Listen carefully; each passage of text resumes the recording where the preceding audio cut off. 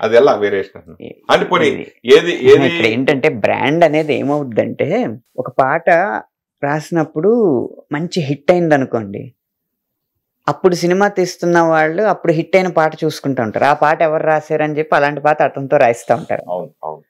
అలా ప్రేమ పాటలు హిట్ అయిన సందర్భాల్లో వరుసగా ప్రేమ పాటలు రాయించడం వల్ల నా ఎక్కువ ప్రేమ పాటలు హిట్ ఉన్నాయన్న అభిప్రాయం మా ప్రజల్లో ఉందన్నమాట. కానీ ఈ అదే number of mass hit songs నా దగ్గర ఉన్నాయి. అలాగే రామ్ జోగి శాస్త్రి గారు మీద మీరు అన్న కమర్షియల్ బ్రాండ్ ఉంది కదా, నాలో నేనేనా ఏదో అన్నానా నాలో నేలేని మై మరపునా, అలాంటి అద్భుతమైన మెలోడీస్ కూడా ఆయనకి హిట్లు. ఆ బ్రాండ్ అనేది ఒక మిథ్య. బేసిక్ అనుకున్న వాళ్ళ బ్రాండ్ కానీ ఏ రచయిత అయినా ఏ పాట అయినా రాయగలరు. కారణం ఏంటంటే రచయిత కంటూ ఓ జీవితం ఉంటుంది, ఆ జీవితంలో అన్ని రకాల భావోద్వేగాలు అనుభవించుంటారు. ఈ సన్నివేశానికి అతని దృక్కోణంలో స్పందించి రాస్తాడు తప్పితే ఆయన మాస్ పాటలు రాయలేడు, క్లాస్ పాటలు రాయలేడు అనేది ఉండదు. బ్రాండ్ అనేది మిథ్య అన్నమాట. జనరల్గా ప్రతి మనిషికి మన నిజ జీవితంలో ఏం జరుగుతుంటాయో దాని ఆలోచనలను బేస్గా చేసుకుని కొన్ని పనులు చేస్తూ ఉంటాం. అట్లా మీ లైఫ్లో మీ పాటల రచయితగా మీ రియల్ లైఫ్లో జరిగిన సంఘటనల్ని ఆ పాటల రూపంలో కూడా తీర్చిదిద్దినాయి లవ్ సాంగ్స్. అలా అనుకుంటే గనక అస్సలు ఒక్క లవ్ స్టోరీ లేదు నాకు జీవితంలో. ఎందుకని? బ్రేకప్స్ లేవు, ప్యాచప్స్ లేవు. నిజం చెప్పాలంటే మామూలు అరేంజ్డ్ మ్యారేజ్ నాది. అలా అని పోనీ పెళ్ళయ్యాక ఉన్న ఎక్స్పీరియన్సెస్తో రాసాను అంటే పెళ్ళికి ముందు ఉన్న చాలా పెద్ద ఏమై చేసేవే అవ్వచ్చు, ఈ కొత్త బంగారు లోకం అవ్వచ్చు, ఇలాంటి గొప్ప గొప్ప హిట్ సాంగ్స్ ప్రేమ పాటలన్నీ పెళ్లికి ముందు చేసినాయి. కాలేజ్ లైఫ్ లో కూడా ఒక్క లవ్ స్టోరీ లేదు నాకు. నన్ను ఎవడో చూసి ప్రేమించలేదు. అప్పుడు ఉన్న ఈ బక్క పర్సనాలిటీకి ఈ ఇదికి నేను మన యూత్ భాషలో చెప్పాలంటే నేను అంత పెద్ద ఫిగర్ కాదు అక్కడ. పోనీ ఇంకొంచెం చెప్పాలంటే సౌండ్ పార్టీ కాదు బిల్డప్లు ఇవ్వడానికి.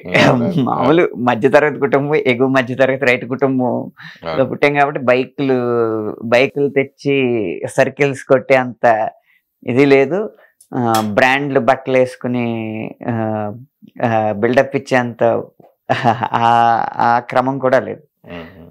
కానీ అలా అని చెప్పి వాటినే ప్రేమిస్తారా అంటే గొప్ప చదువుకుని మార్కులు తెచ్చే స్టూడియస్ గాను లేదు, లేకపోతే పెద్ద మనిషిగా ఉండి అందరి సమస్యల్ని సాల్వ్ చేసే అంత పరిపక్వత లేదు. అందుకని అమ్మాయిలకు కావాల్సిన ఏ లక్షణం లేదు అప్పుడు నా దగ్గర. ఒక్క లవ్ స్టోరీ లేదు, కానీ ప్రేమ పాటలు ఎలా రాశాను. పాట అనేది, కళ అనేది ఒక కాల్పనిక ప్రపంచం. మన ఊహాశక్తి, మన కాల్పనిక శక్తి, మన సృజనాత్మకత ఎంత ఉందో దాన్ని బట్టి అది చేస్తాం అన్నమాట. హీరో పాత్రలన్నీ మనం జీవితంలో అనుభవించి ఉండం కదా.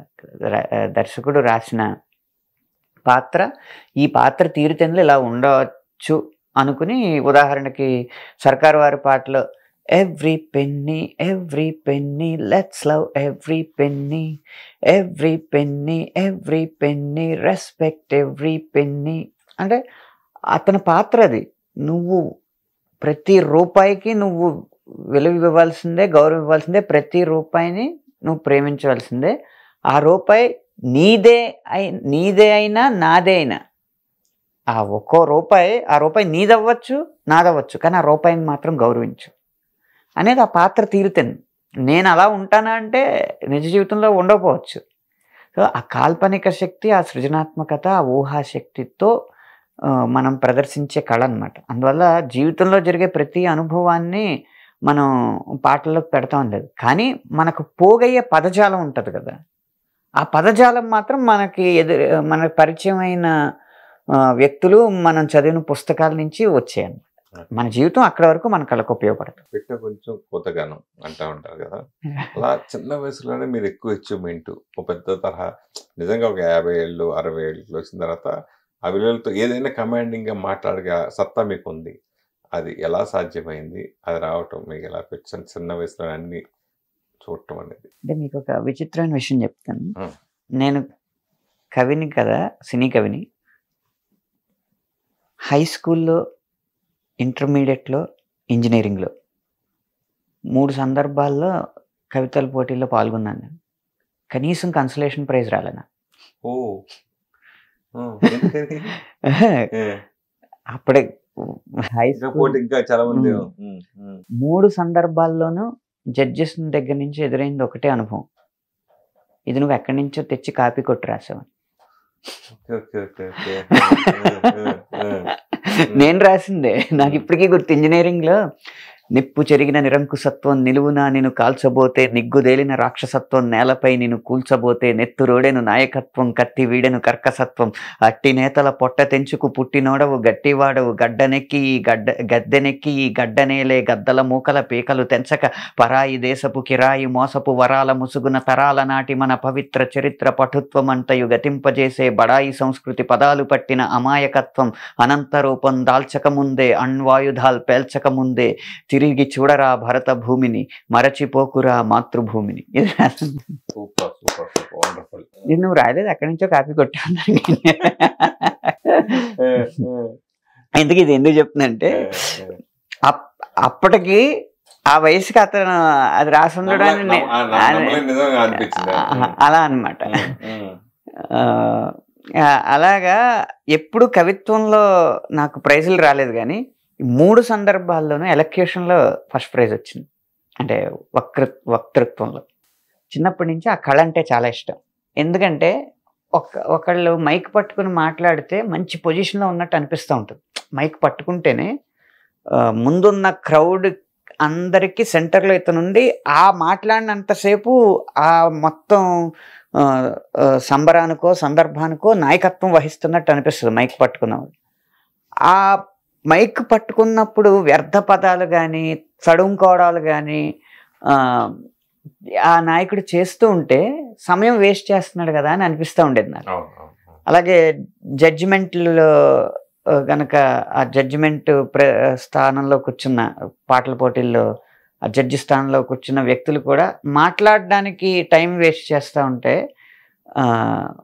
ఈ మైక్ టైము, ఈ కెమెరా టైము, ఎంతమంది టైం వేస్ట్ కదా అనిపిస్తూ ఉండేది. అందుకని ఎప్పుడు ఏ సందర్భంలో మాట్లాడడానికి ముందు ఒక 10 నిమిషాలు నాకు ఉంటే కనుక 1 నిమిషంలో ఈ విషయాన్ని ఇంతవరకు ఇలా మాట్లాడదాం అని ముందే బ్రెయిన్లోనే ఫామ్ చేసుకుని మైక్ పట్టుకుంటాను. ఒకవేళ సడన్గా మైక్ ఇస్తే 1/2 నిమిషంలోనే ముగిస్తాను, కానీ వ్యర్థంగా మాట్లాడకూడదని మాత్రం అనుకుంటా ఉంటాను అన్నమాట. ఆ వక్తృత్వం మీద చిన్నప్పటి నుంచి ఆసక్తి ఉంది. నిజంగా చిన్నప్పుడు మనకి చదువుకున్నప్పుడు గురుగారు ఉన్నా కానీ ఇంట్లో మన అమ్మ నాన్న చెప్పే మాటలే మనకు కొంచెం బ్రెయిన్ లాగా ఉండిపోతాయి, దాన్ని అనుసరిస్తూ పాటిస్తాం. సో నాన్నగారు లెక్చరర్, ఆయన చెప్పిన పాఠాలు ఆయన ఏంటి, నేను కూడా ఒక స్టూడెంట్ని కాలేజీలో ఇంటర్మీడియట్, నాన్నగారు నాకు లెక్చరర్. మామూలు కాదు అట్లా, మాకు ఒక అనుభవం అనమాట. అట్లా నేను మా అమ్మగారు పాలకల్ బస్ స్టాండ్ లో వెయిట్ చేస్తున్నాను.